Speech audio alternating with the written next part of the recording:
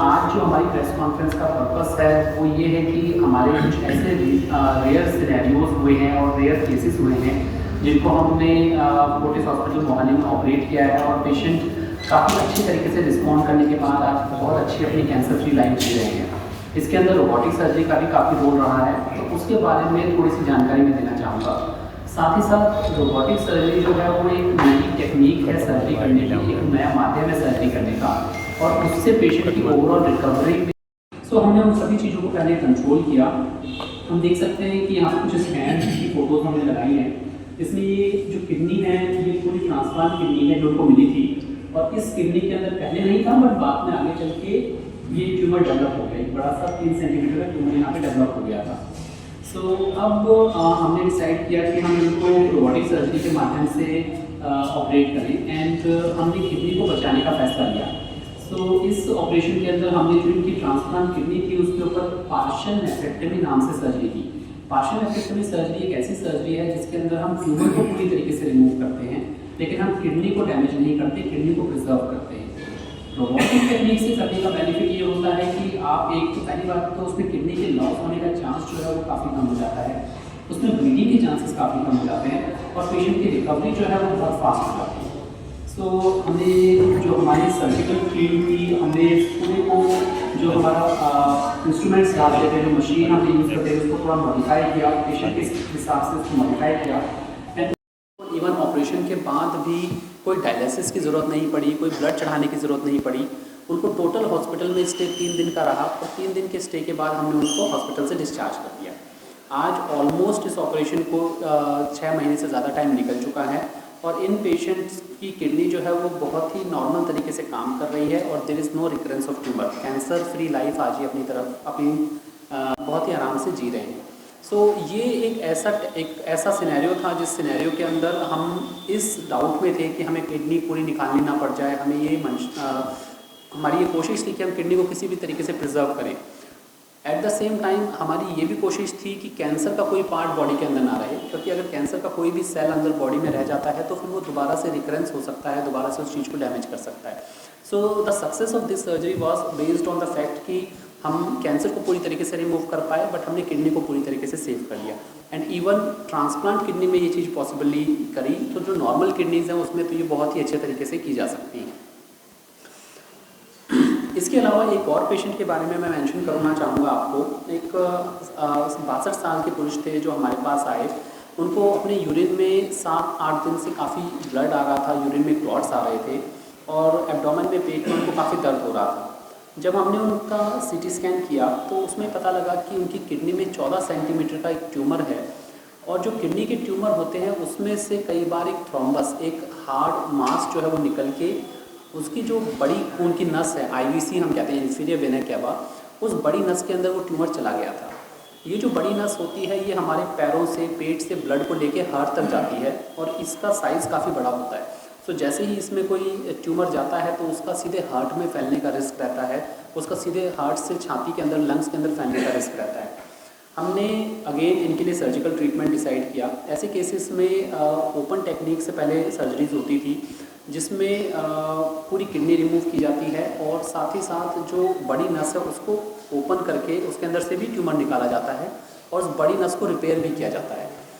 Open technique से जब ये सर्जरी होती है तो उसमें यूजुअली ब्लड लॉस जो है, ब्लीडिंग जो है वो 1500 ml से लेकर 2000 ml यानी 2 लीटर तक ब्लड लॉस होता है और ऐसे पेशेंट्स को यूजुअली 4 या 5 ब्लड्स चढ़ाने पड़ते हैं, 4-5 यूनिट्स ब्लड की चढ़ानी पड़ती है। अगेन इनके केस में हमने यही ऑपरेशन, कॉम्प्लेक्स ऑपरेशन है, हमने इसको भी रोबोटिक टेक्निक से किया। बड़ा सा ट्यूमर है किडनी के अंदर और इसमें से ट्यूमर से निकलते जो थ्रोम्बस है, जो उसकी गांठ है, वो इस बड़ी नस के अंदर से आ गई है।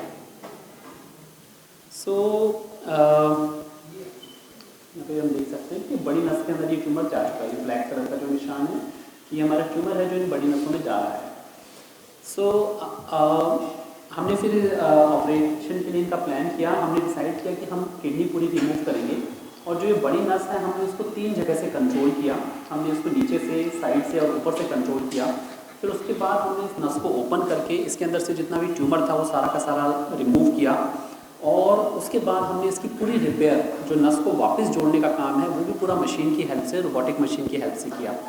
सो ये सर्जरी का बेनिफिट ये रहा कि जो कंप्लीट ट्यूमर रिमूवल था वो पॉसिबल हो पाया, और पेशेंट का जो ब्लड लॉस था वो मुश्किल से 200 ml रहा, जो कि हम 2 लीटर तक कहते हैं, वो 200 ml के आसपास ब्लड लॉस रहा। हमारे पेशेंट को ऑपरेशन के बाद कोई ब्लड चढ़ाने की ज़रूरत नहीं पड़ी, कोई ट्रांसफ्यूजन की ज़रूरत नहीं पड़ी, और उनका हॉस्पिटल स्टे लगभग 3 दिन 4 दिन रहा। 3 से चौथे दिन के अंदर हमने उनको हॉस्पिटल से डिस्चार्ज कर दिया। इसके साथ साथ ये भी आज अपने ऑपरेशन के ऑलमोस्ट 4 महीने बाद अपनी कम्प्लीटली कैंसर फ्री लाइफ जी रहे हैं। इनको और कोई फर्दर कॉम्प्लिकेशन या कोई प्रॉब्लम नहीं रही। खासकर रोबोटिक की मदद से ऑपरेशन हुआ तो इनका जो रिकवरी था ऑपरेशन का वो काफ़ी ज़्यादा फास्ट रहा।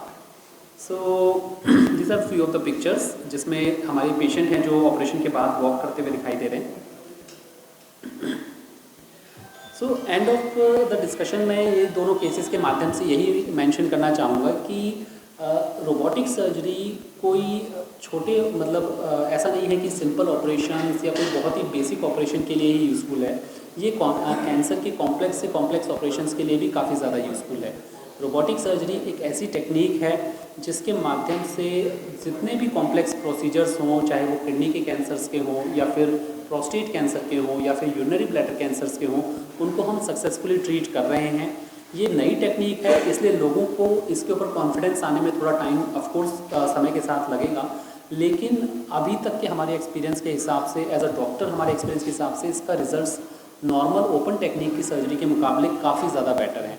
ना सिर्फ रिकवरी में बल्कि कैंसर को भी कम्प्लीटली क्योर करने में रोबोटिक सर्जरी ओपन सर्जरी के मुकाबले थोड़ी सी बेटर है। धन्यवाद। कॉस्ट की अगर हम बात करें तो रोबोटिक सर्जरी इंस्ट्रूमेंट्स जो होते हैं उसका नॉर्मल सर्जरी के कॉस्ट के मुकाबले लगभग 1 लाख रुपए के आसपास कॉस्ट एक्स्ट्रा आती है। सो अगर कोई भी सर्जरी की कॉस्ट हमारी let's say for example 2 lakh रुपए आने वाली है तो रोबोटिक सर्जरी के माध्यम से उसकी कॉस्ट अराउंड 3 लाख के आसपास आती है। सो वो कॉस्ट डेफिनेटली थोड़ा सा एड ऑफ होता है, बट जो ओवरऑल बेनिफिट्स हैं वो मुझे लगता है कॉस्ट के मुकाबले काफ़ी ज़्यादा है।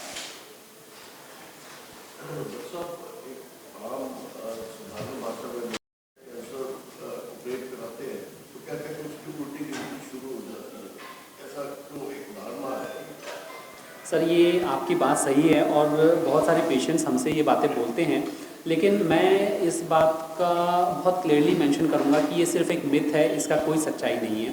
किडनी कैंसर एक ऐसी बीमारी है जिसमें सर्जरी के अलावा और कोई ट्रीटमेंट ही नहीं है। हम कीमोथेरेपी या फिर कोई और हार्मोन थेरेपी जो है वो तब देते हैं जब सर्जिकल ऑप्शन अवेलेबल ना हो, जब कैंसर ऑलरेडी पूरी बॉडी में फैल चुका हो, वरना सर्जरी से किडनी कैंसर्स कम्प्लीटली ठीक हो जाते हैं। उनकी ऑलमोस्ट 99 to 100% रिकवरी रेट होती है। जहाँ तक बात करते हैं प्रोस्टेट कैंसर की, अगर हम सही स्टेज पे डिटेक्ट करते हैं तो ऑपरेशन के से बेटर तो प्रोस्टेट कैंसर के अंदर और कोई ट्रीटमेंट है ही नहीं। रेडिएशन, बिजली लगना, कीमोथेरेपी लेना अपने आप में कुछ साइड इफ़ेक्ट्स करता है, और हमारी कोशिश होती है कि जहाँ तक पॉसिबल हो पाए पेशेंट को कीमोथेरेपी या रेडिएशन जैसी चीज़ों से बचाएं और ऑपरेट करके ही बीमारी को कम्प्लीटली रिमूव करें। जो ये धारणा है कि कैंसर को टच कर दिया तो वो फैल जाएगा, ये धारणा बिल्कुल गलत है, क्योंकि सर्जरी जब भी इन केसेस में की जाती है वो ऑन्कोलॉजिकल प्रिंसिपल्स को फॉलो करके की जाती है। हम उसको कैंसर को अंदर छेड़ते नहीं हैं, हम उसको एज अ थैली समेत पूरी तरीके से रिमूव करते हैं। सो ऐसे हमारे मोर देन 700 से 800 पेशेंट्स हमारे ऐसे होंगे जिन्होंने अभी तक अपनी रोबोटिक सर्जरी करवाई है। ओपन सर्जरी वाले पेशेंट्स तो हमारे काफ़ी होंगे, बट रोबोटिक सर्जरी वाले भी 700 से 800 ज़्यादा पेशेंट हैं जो कैंसर के अपने ऑपरेशंस करवा चुके हैं और अपनी नॉर्मल लाइफ जी रहे हैं। सर्जरी बहुत सारे कैंसर्स के लिए यूज़ होती है आज की डेट में। पेट के अंदर होने वाले ज़्यादातर कैंसर्स के लिए रोबोटिक सर्जरी यूज़ हो रही है। तो जैसा मैंने आपको बोला कि यूरोलॉजिकल कैंसर्स में किडनी कैंसर है, प्रोस्टेट कैंसर है, हमारा यूरिनरी ब्लैडर कैंसर है, पेशाब की थैली के जो कैंसर्स हैं उनमें रोबोटिक सर्जरी का बहुत अच्छा रोल है। इवन आंतों के कैंसर में, एड्रिनल के कैंसर में, लिवर के कैंसर में भी आज की डेट में रोबोटिक सर्जरी यूज़ हो रही है। लेकिन जो हमारे सरफेस वाले कैंसर है, जैसे हमने मेंशन किया ब्रेस्ट कैंसर या फिर हमने बोला थायराइड या हाथ में या पैर का कोई, तो उनमें रोबोटिक सर्जरी का रोल अभी थोड़ा लिमिटेड है, लेकिन पेट के अंदर होने वाली ज़्यादातर बीमारियों में इसका रोल बहुत अच्छा है।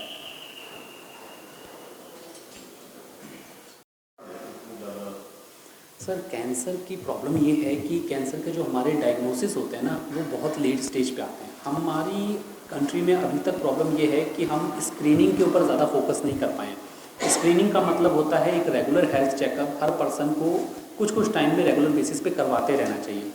उससे बेनिफिट ये होता है कि कोई भी चीज़ बॉडी के अंदर अगर डेवलप हो रही होगी तो हमें जल्दी पता लग जाएगा। कैंसर में सिम्टम्स बहुत लेट आते हैं।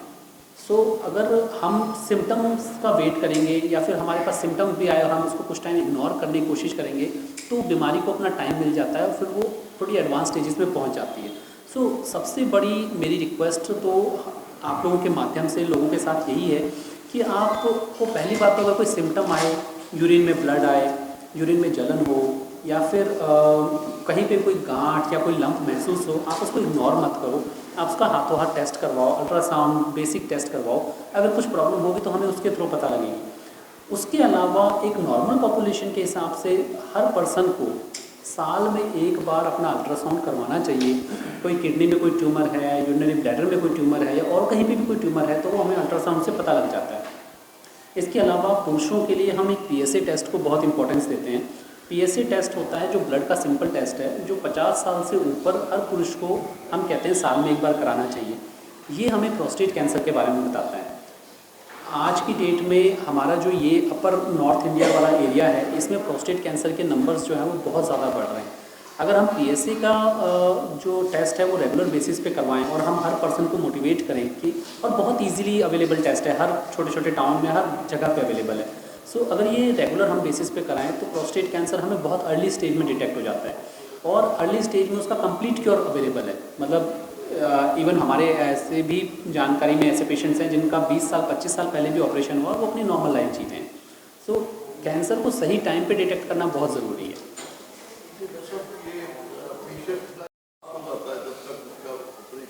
सर ये सारे जो ट्रीटमेंट प्रोटोकॉल्स हैं ना वो कैंसर टू कैंसर भी वेरी करते हैं और स्टेज के ऊपर भी वेरी करते हैं। सो जैसा मैंने कहा कि किडनी कैंसर्स में कीमो का कोई बहुत ज़्यादा रोल नहीं है, उसी तरीके से प्रोस्टेट कैंसर में भी कीमो का कोई बहुत ज़्यादा रोल नहीं है। हालांकि जो हमारी पेशाब की थैली के कैंसर्स होते हैं, यूरिनरी ब्लैडर कैंसर्स होते हैं, उनमें कीमो की ज़रूरत हमें पड़ती है। डेफिनेटली एक साइकिल के बाद गैप और ये सारा जो प्रोटोकॉल है ये डेफिनेटली लंबा रहता है और कीमो का बॉडी के ऊपर इम्पैक्ट भी आता है। कीमो की वजह से वीकनेस आना, बाल कमज़ोर हो जाना, भूख कम लगना, ब्लड की कमी हो जाना, ये सारे फैक्टर्स आते हैं। सो कोशिश हमेशा ये रहती है कि अगर आप एक सिंगल सर्जरी से उस बीमारी को पूरी तरीके से क्योर कर पाओ तो बेटर है कीमो पे ना जाया जाए। बट डेफिनेटली उन्हीं लोगों को दी जाती है जहाँ पे फिर ये ऑप्शंस अवेलेबल नहीं हो पाता। सो वो स्टेज पे डिपेंड करता है।